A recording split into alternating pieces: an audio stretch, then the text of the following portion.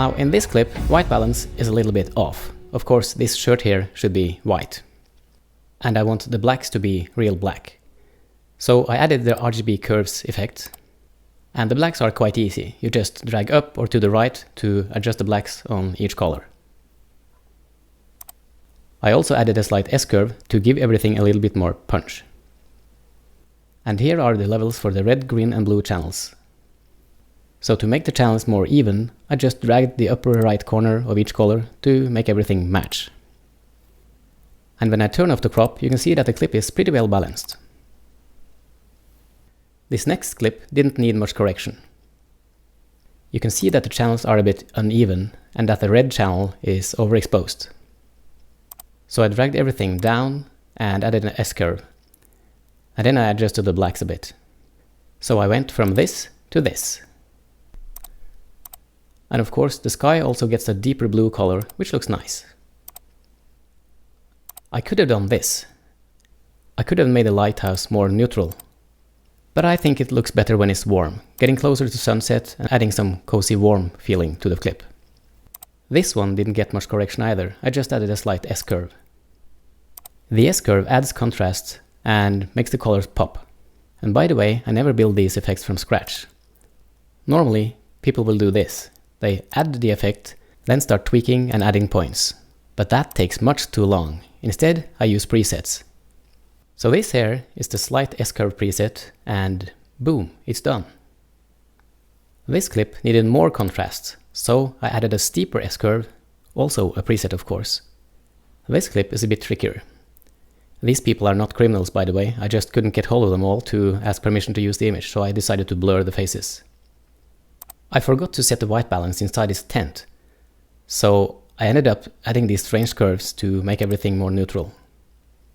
And then of course I copied and pasted the same settings to the rest of the clips in the same scene. When you do this much correction, you will lose some saturation. So I added a fast color corrector just to get some saturation back. And if you crop this and have a look at the skin tone only, we'll see that the skin color aligns pretty well with the skin tone line here. Now inside this cave I wanted the blacks to be really black. So I used the curves again. I crushed the blacks a little by dragging to the right. And I also added a curve to kind of make this entrance glow. And here you can see that the blacks are really black and that the entrance has this nice glow. In this clip I could have added the curves effect to make the blacks more black and to get more detail in the white here. But I ended up not doing that. This is an abandoned soapstone factory, and I wanted to show that this dust from the stone has made everything light grey and white. And in this clip from a foggy day, I just added some saturation. It would have been tempting to do stuff like this to increase the contrast, but then it wouldn't look as much like a foggy day anymore. So I ended up just increasing saturation. Okay, that was primary color correction. Now let's have a look at secondary color correction. This image is slightly underexposed, so I added a curves effect to lighten it. I wanted the blue sky to be darker and more saturated, so I added the three-way color corrector. And this is set to secondary color correction so that the blue and the cyans only are affected. And the matte looks like this, so only this part of the image is adjusted. So that's basically what I did here. Here the forest makes everything look green, and the exposure is also too low. So again I added a curves adjustment, but I still wanted the forest to look green. So I added the three-way color corrector, and with this matte we can adjust the skin tones without affecting the rest of the image. So by dragging in the master color wheel, we can make the skin tones more natural.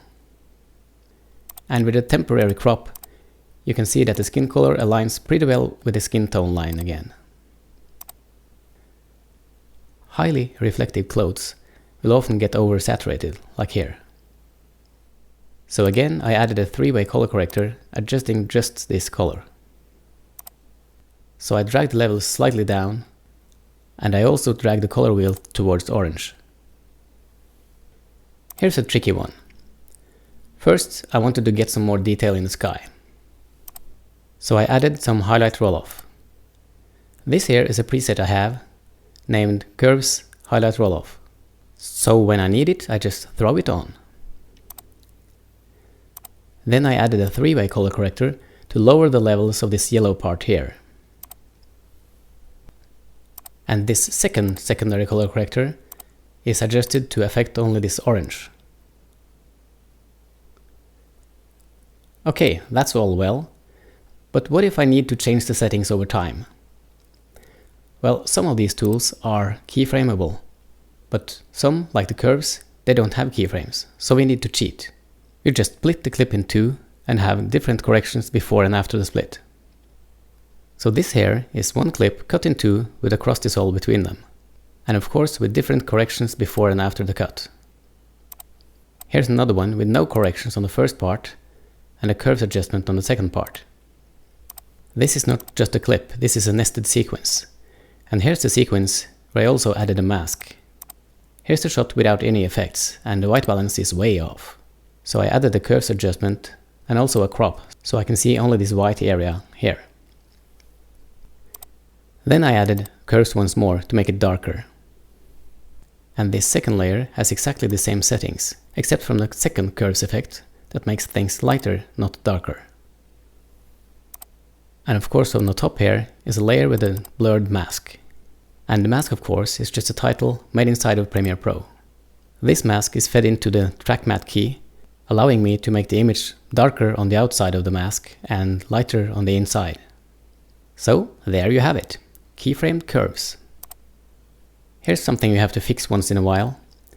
I've compensated for an iris adjustment during the recording. Again, I have different adjustments before and after. And the standard cross dissolve was too smooth here, so I keyframed opacity instead. So now the iris adjustment is much less visible. And now for my favorite part, using masks for secondary color correction. Most cameras can't capture all the dynamic range in an image like this, so you often end up with blown out sky. To fix this, I copy the layer and use a curves adjustment to bring the levels down. I also have a track matte key that takes its matte from track 3, and that's this mask here. It's easy to draw this mask with the pen tool, and when you're finished drawing, you need to change the graphics type to filled Bezier.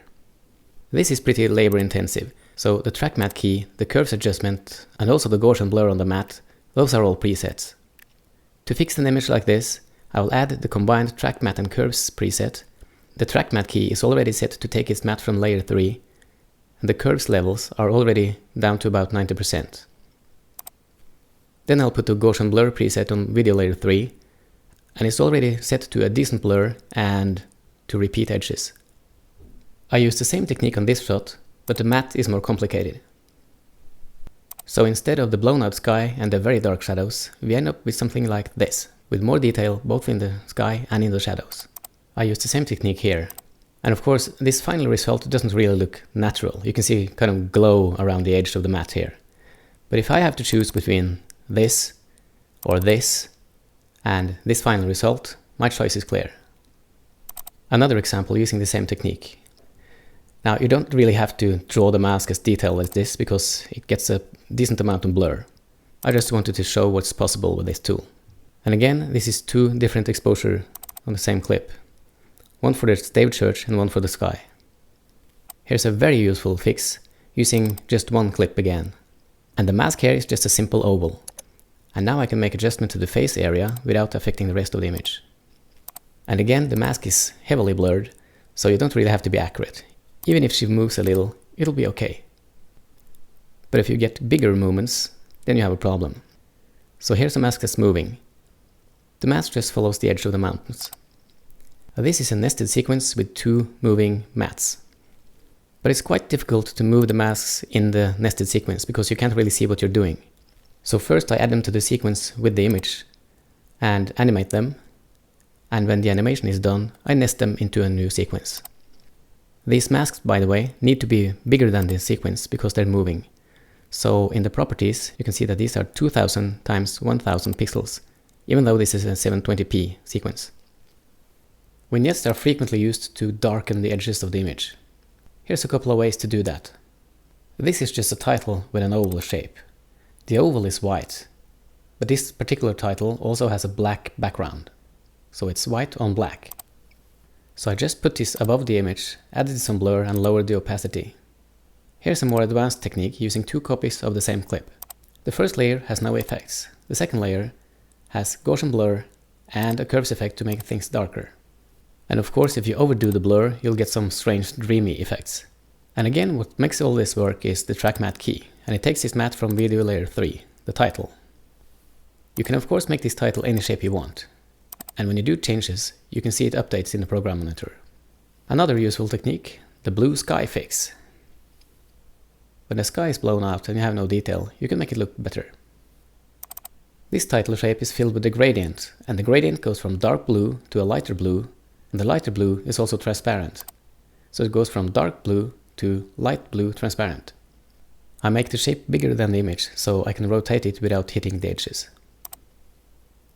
So I put this above the image on the timeline, and I set the blend mode to something like linear burn, and I also lower the opacity. So without this fix, this guy looks pretty dull, but with the fix, it's a beautiful day.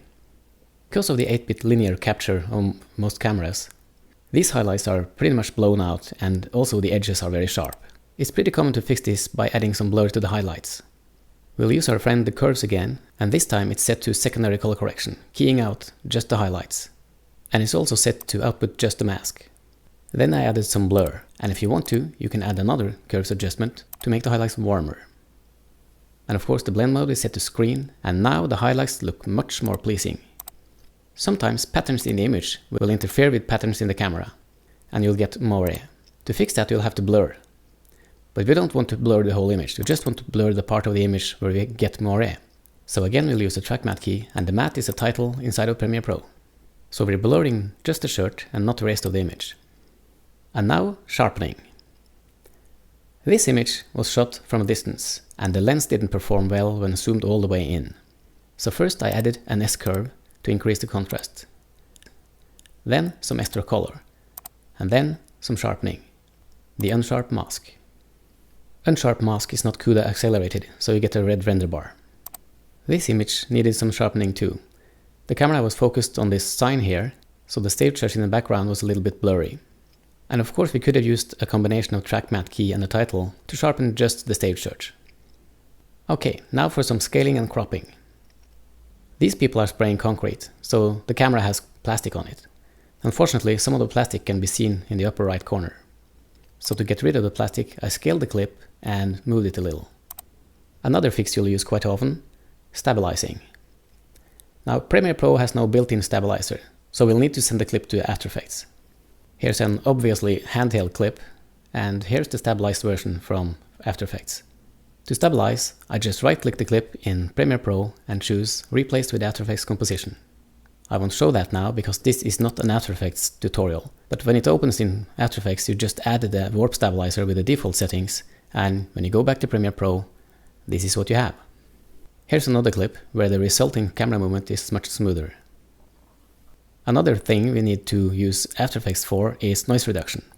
This was shot with extra gain on the camera, so there's too much noise here. You can't really see that in the screen capture, but believe me, there is noise here. After Effects has great noise reduction tools. So again, we just right click, send the clip to After Effects and add noise reduction there. And back in Premiere Pro, the noise is gone. Noise reduction is very render intensive, so it'll take a while. I also have some color correction on this clip, and I did not neutralize the colors. I just darkened the shadows a bit and added fat color corrector to increase saturation.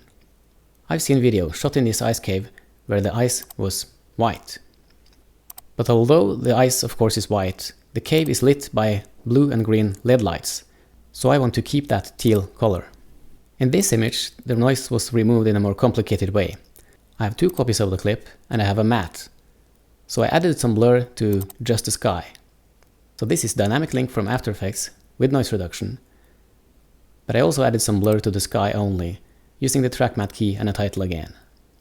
Some directors love letterboxing, and there's at least a couple of ways to do that. This one uses a title with 2 black bars. The other one here is just a crop. Just 2 different ways of doing it. I don't add letterboxing to each clip. Instead, I nest everything in a sequence and add letterboxing to the sequence.